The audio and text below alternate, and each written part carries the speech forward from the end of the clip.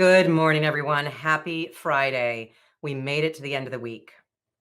So you're stuck with just little old me today. I don't have a guest because I was trying all week to find a comedian to join me today. The great news is I'm going to have one for you next Friday, but you're stuck with just me today. So instead of having a grand old time with a comedian, we are going to talk about a pretty heavy topic. And I know that none of you want to have this conversation with me. Quite frankly, I don't want to have this conversation with you.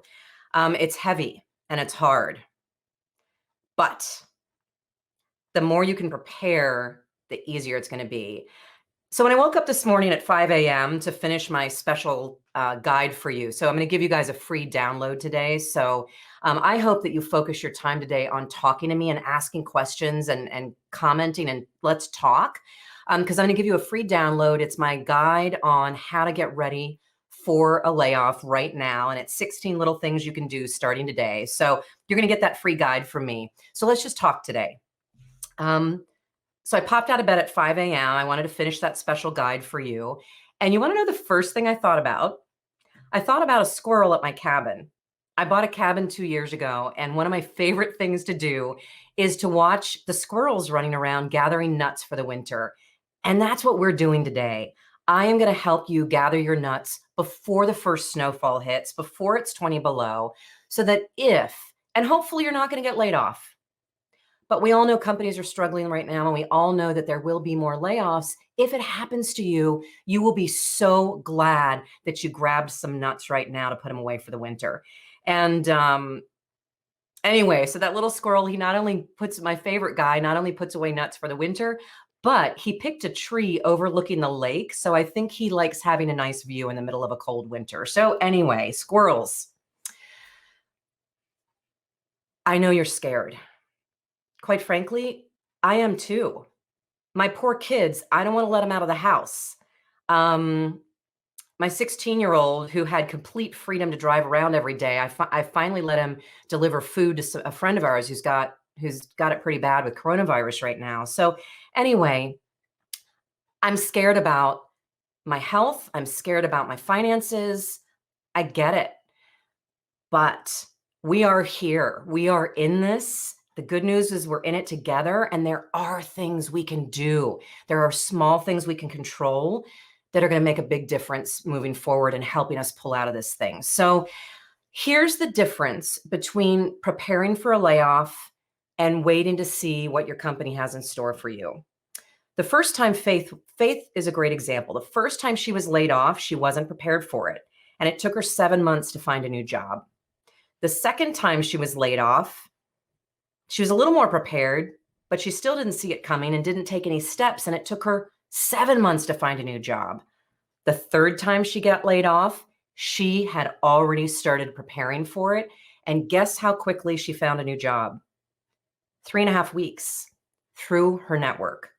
This is the power of preparing. So let me walk through this with you. Again, it's my guide. I'm going to quickly walk through the steps with you, and then I want you to ask me questions. I'm all yours. I'm here with you for the next 26 minutes. Let's talk about it.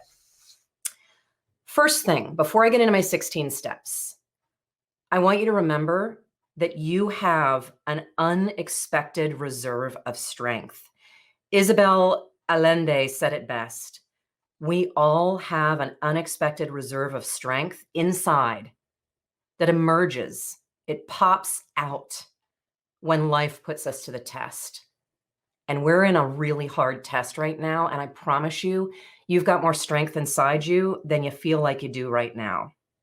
So with that, let me jump into 16 simple steps you can take. And good morning, Lori. Lori said this is highly constructive to invite us to look at this right now. Great.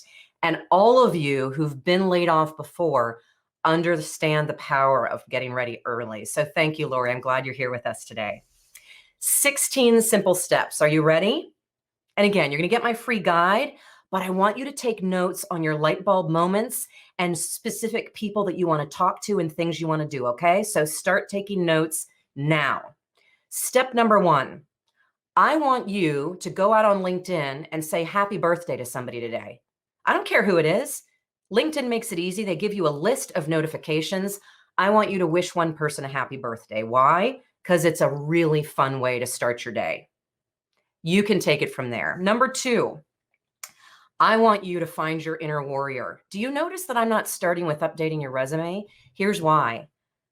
What we're talking about is hard, and I know that you need to tap those inner reserves of strength to get through this. So I'm not talking about a resume yet. Step 1, reach out and make somebody's day brighter. Number 2, remember that you are strong. I literally want you to jot down a couple of stories from your past of moments when you were put to the test, and jot down, what was the situation? What was really hard about it? What action did you take that got you through? And what were the positive results on the other side? Okay, so that's step 2, rediscover your inner warrior. It could be paying your own way through college. It could be going through a divorce. It could be helping your child through a health crisis. It could be helping your parents through their end stages of life. These are all stories from my life. You have your own. Write them down.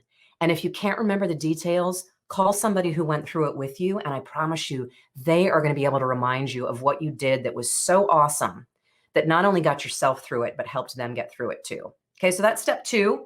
Find your inner warrior. Step 3. If you are still working, make yourself more valuable at work. Stop jumping into the scary conversations and the water cooler conversations and the negative conversations over virtual meetings.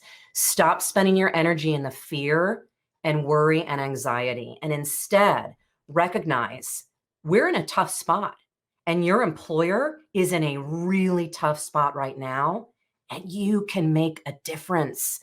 Forget about your job title. Forget about your pay grade. I want you to look for opportunities to help. What can you do to clean up business processes, to bring in new customers, to help the company save money, to help your team members get their job done? So number 3 is to make yourself more valuable at work. Stand out, solve problems, offer solutions. Number 4, find your champions. You need to surround yourself right now with the people who know you and believe in you. Ann Pryor keeps sending me emails that say, I believe in you. And I don't think she understands the power of those words to give me courage on a daily basis. You've got people in your life who think you're amazing. Let them in and talk to them often. Incidentally, Terry had been unemployed for over 6 months. She hadn't gotten one single job offer. She was at her wit's end.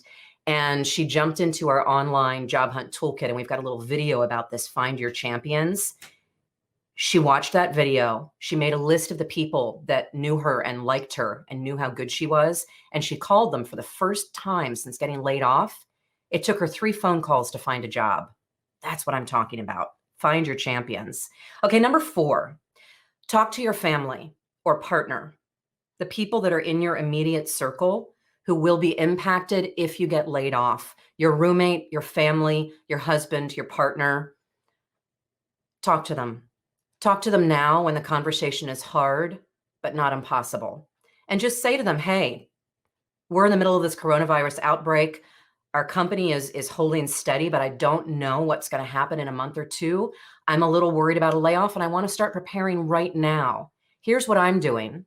And share my guide with them and walk through it with them, because you know what? If they're working, they should be doing these things too. And then a part of that conversation is to talk about what you can do as a family to get ready emotionally and financially. Start reducing your expenses, cutting costs, and thinking about what are you going to do if you lose a paycheck.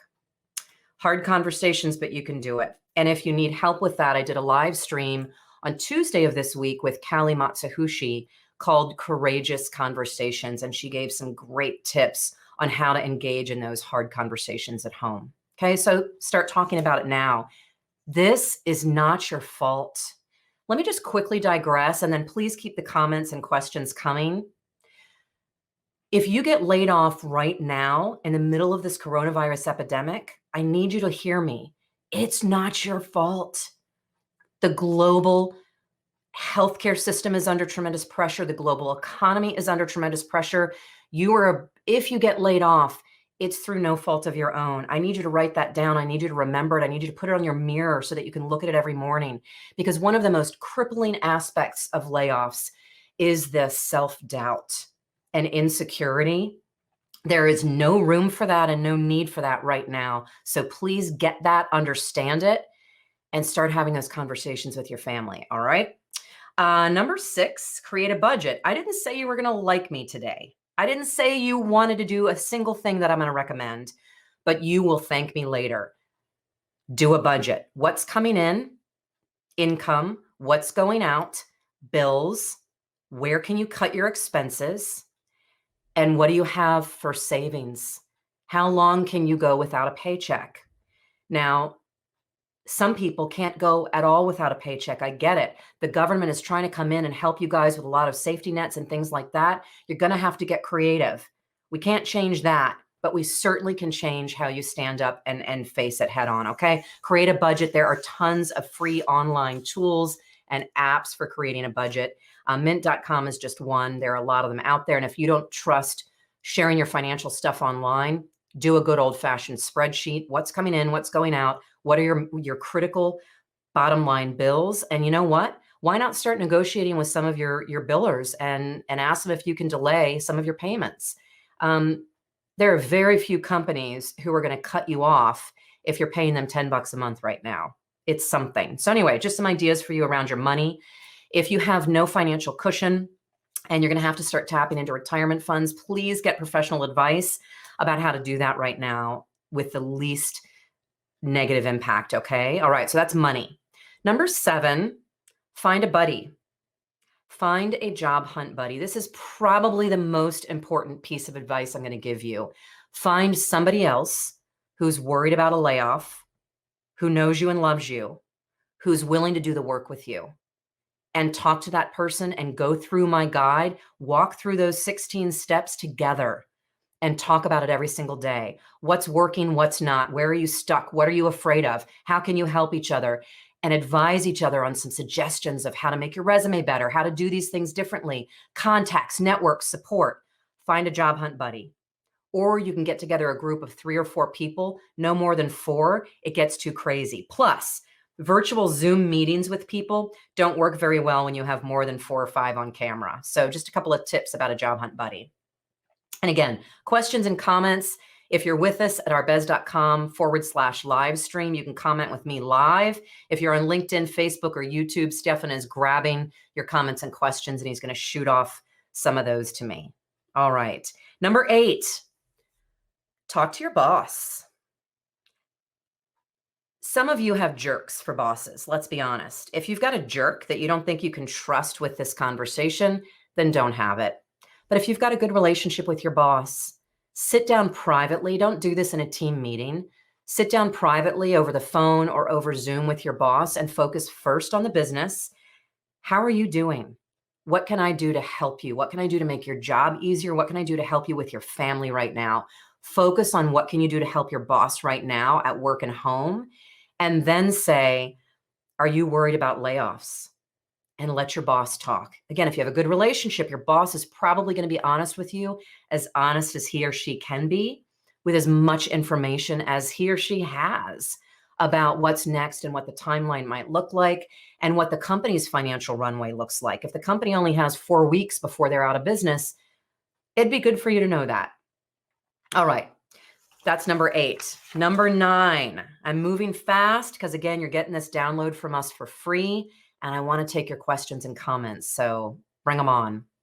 Number 9, remember what a rock star you are. So now this is a little different than finding your inner warrior. So I talked about finding your inner warrior, hard times in your life before. Now we're going to start focusing on your career and your job. And if you are still working right now, you need to go find out what a rock star you've been for the last year, 5 years, 20 years at your current company. Figure out what are some of those proudest success stories, those projects that you did that you're really proud of, and go get some statistics and metrics around the successes. There's some examples in my guide, like you reduced the time it took to generate a critical report from 4 days down to 3 hours True story from a 24-year-old who said, I don't have any success stories. He created a system to generate a report for the CEO in 3 hours instead of 4 days. That's a rock star story. You've got your own. Remember them, write them down. You're going to use these rock star stories to beef up your resume, your LinkedIn profile, and to knock the socks off your next boss in your next video interview. Plus, it's really good for your self-confidence, okay? So that's number 9. Number 10, and if you have any questions about how to talk about your success stories and how to find metrics and things like that, talk to me. I'm here for the next 15 minutes. Bring your questions. All right. Number 10, get copies of all of your employment records. Hopefully you have them. Most people don't. The contract you signed when you took the job, is there fine print in there that you can't go to work for a competitor? Well, you better go to HR and get them to waive that non-compete if they lay you off. If they lay you off, you need to know about these sorts of things and get them to waive that part of your contract, because it's unacceptable for them to stop you from working in a competitor if they lay you off. That language is in there for if you quit, okay? So take a look at your employment contract. Take a look at your performance reviews. That's where you're gonna get a whole bunch of, so John had a question he wanted to know. He said, I have no idea where to go get statistics and metrics about my past projects. Performance reviews are a great place to go and find some juicy details about your past projects. You probably put some details together for your performance review, and your boss probably put some meat in there as well. So look at your performance reviews. Talk to your coworkers. Let them know. Choose carefully. Because you don't want to lose your job just because you're talking about this. So choose your coworkers carefully that you're talking to about this and say, you know what? I'm hoping that we don't end up in a layoff situation, but just in case we do, I'm trying to get ready. Let's talk about that project we did last year, because I want to remember what the wow factor is. So talk to some safe coworkers about this. Grab those stats. Employment records, performance reviews, awards, things like that. Number 11, now we're going to get into resumes, all right? It is time to dust off that old resume that you probably haven't looked at for a long time. And I want you to focus right now on what I call your master resume. Your master resume is everything and the kitchen sink. And it might be 8 pages long. Mine is. Your master resume is going to have every job title, every activity you did, every description. You may as well dump your start dates, end dates, salary, bonuses, compensation. Why not have it all in one place? I do. Everything, because you never know when that's going to come in handy. Case in point, I started my career as a social worker. I worked at a camp for inner city kids out of New York City and Trenton, New Jersey. And we did experiential education, camping, hiking the Appalachian Trail. It was in one of the best experiences of my life. I took that off my resume for many years when I was in the recruiting industry because it wasn't relevant. I was proud of it, but it just stopped being relevant. Well, then I started Arbez, I became a speaker, and all of a sudden nonprofits started asking me to come and speak. And I realized my story from my social work days in the nonprofit sector were really important. And so I put them back on my resume. So anyway, master resume. And if you want more detail on how to do that, just again, jump into this guide. And I talk about what to put on that master resume. Number 12, you need to pay close attention, not just to what you do, but how you did it and what you've achieved. So those success statistics, metrics, pack that resume with every detail, number, metric, percentage that you can. Number 13, update, lucky 13, update your LinkedIn profile. If you're not on LinkedIn, get out there now, right now. If you are on LinkedIn, now is the time to beef it up. If you're not getting people reaching out to you on a daily basis right now, then your LinkedIn profile needs help. There are 3 reasons people's LinkedIn profiles don't work for them. Number 1, their profile is not up to snuff. There are 10 essential items, and there are really critical things for you to do to optimize your profile. If you don't know what they are, figure it out. Go watch my past live streams. I did 3 live streams on LinkedIn a month ago. Go watch my replays, and I have free downloads for you on how to boost your profile, what to say when you reach out to people. So the first mistake is a profile isn't up to snuff. Second mistake is you're not saying very good things when you're reaching out to people. So I gave you for free scripts that you can use when you're reaching out on LinkedIn. And number 3, daily activity. So again, go watch my live streams, grab those free downloads. You've got to make sure your LinkedIn profile is up to snuff and that you're doing the right things on a daily basis. Wendy, good morning, Wendy. I'm glad you're here. All right, I'm going to jump back. Wendy wants to know about talking with the boss, and she has an excellent question.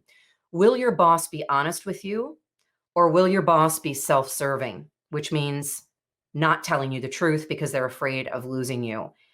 I don't know. I don't know your boss. And unless I've worked with your boss and seen him and how he behaves when he's up against a wall, I don't know. We're all scared right now, and your boss is trying to hold it together as best as she can.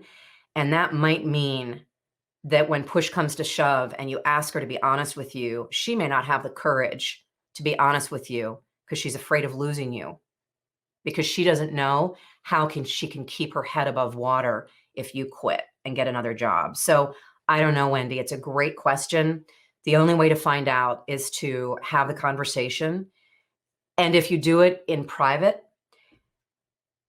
over the phone or over Zoom with just your boss, and if you prepare the conversation and practice it with a friend, and if you lead with a heartfelt concern about your boss, how are you doing? How's your family? What can I do to help you at work? I know you're buried. How can I help? Start the conversation with that concern for them and an offer to help. Then chances are good your boss is going to be honest with you, but not everybody will be. If you've got a jerk for a boss, I think you should tune them into my live streams and gently encourage them to go and watch my live stream from last week about how to lay people off with dignity and respect. And maybe that will give them the courage they need to be honest with you. All right. Good question. Thank you, Wendy. All right. So now you've updated your LinkedIn profile. Number 14, right now, start asking for recommendations on LinkedIn. LinkedIn profiles with recommendations from people who are credible. They've worked with you in the past. Recommendations do a couple of things for you. Number 1, they make you show up higher in a search. When LinkedIn rewards profiles that have recommendations and the skills section completed and the work history completed and the about section completed. And so if you've got recommendations, LinkedIn is going to reward you by putting you at the top of the list when a recruiter does a LinkedIn search for financial analyst. So it's good because you're going to get found more often. It's also good because when hiring managers and recruiters and even connections are checking you out, they're going to look at those recommendations and it's going to jump you to the top of the list. It's going to increase their impression of you. So ask for recommendations. You need at least 3. And you want to know the best way to get a good recommendation on LinkedIn? Give one first. All right. So that's how to get recommendations. Number 15, we're almost done. Keep those questions coming. Start warming up your own network. Start reaching out to people now. And the first thing you need to ask them is, how are you doing? Is there anything I can help you with? Don't tell them you're worried about a layoff until they talk back to you, okay? Start a conversation, connect, find common ground, ask them how they're doing, see if there's anything you can help them with. And then let them know that you're preparing in case of a layoff and you wonder if they know anybody that's in your target market. Okay, warm up the old network. And then number 16, make yourself more visible. What do I mean by that? I mean, join industry groups in your profession. There are tons of them online. Look for professional networking groups online that you can join right now. Join into their webinars, their virtual conversations. Look for job clubs. The best time to join a job club that is there to help you when you're in career transition is right now before you need the job. I started a job transition group in Eagan, in my backyard, Eagan, Minnesota, and it's still running 12 years later. And it's a phenomenal group. We're very active online and LinkedIn, and we're getting together every Tuesday for these live streams. So job clubs are great. Professional networking groups are great. Get that engine going right now. All right. So questions. We've got 3 minutes. I want to tell you how to get the free guide from me today. and take one or two more questions before we sign off. So the guide is called Worried About a Layoff, 16 Simple Steps You Can Start Today. And it is a special COVID-19 edition. You're going to be able to get that in the description of the live stream. There's a link to the download. Stefan's got it up on the screen for you right there. It's called Download. If you just go to learning.arbez.com/download -worried -layoff -ready, you will find it. Again, it's going to be in the description of this replay as well. I'm going to talk with you guys 1 or 2 weeks from now about what to do when you get laid off. So be sure to tune in for that. I'm going to have a special guide for you there on the day that your boss walks in. I don't want you to be caught cold. I want you to have my What to Do Now guide in your hip pocket so you can whip it out and make sure that you protect yourself when you do get laid off. You need to read that contract before you sign it. You need to ask about severance and outplacement. You need to ask about healthcare benefits, life insurance, disability. Are your benefits portable? Those sorts of things. So be sure to follow me on LinkedIn and stay tuned for that live stream that's happening in a week or two. And hopefully I'll have a comedian on with you guys next Friday. So let's see here. I'm just looking for, let me take one more question here. Tanya wants to know, what do you say when you're reaching out to somebody on LinkedIn that you haven't talked to in 20 years? Oh, am I glad you asked this question. Short story. You say, hi, how are you doing? Man, these are wild times, aren't they? Is your family okay? That's how you start the conversation. Don't tell them you're worried about a layoff right out of the gate. You start by focusing on them. Then find common ground. Oh my gosh, I had no idea that you'd gotten into the healthcare industry. Me too. Whatever that common ground thing is, that's the second phase. And then once again, if you want more help with what to say, go to my replays. Stefan, can you pop up where they can go to get, actually, you just have to go to arbez.com/live stream. And there's a hot link to all of the replays there. And I did one again on LinkedIn, what to say, how to message people when you're looking for a new job. And I gave you a free download of networking scripts to use then. So great question to wrap this up with. You guys, we're in a hard time right now. We are all scared. I don't have all the answers, but I do know that together we are going to get through this faster and easier. Share your ideas, help other people, keep showing up with me every Monday. You guys, quite frankly, are giving me a reason to get out of bed every morning. We are in this together, and together we will come through it and we will shine. So make sure you're filling your gas tank every single day with funny stuff, fun stuff, loving stuff, good stuff. You got to keep that emotional gas tank full to get through this. And I hope you have a nice weekend. Take time to play, talk to your friends, and I will see you Monday morning at 8 a.m. Oh, Monday morning, 8 a.m. Howie Milstein is joining us. Do not miss it. He's fun. He's not a comedian by trade, but boy, is he a comedian by action. And he's going to have some fantastic advice for you on how to get through this really hard time. See you on Monday. Have a good weekend, everyone. Bye-bye.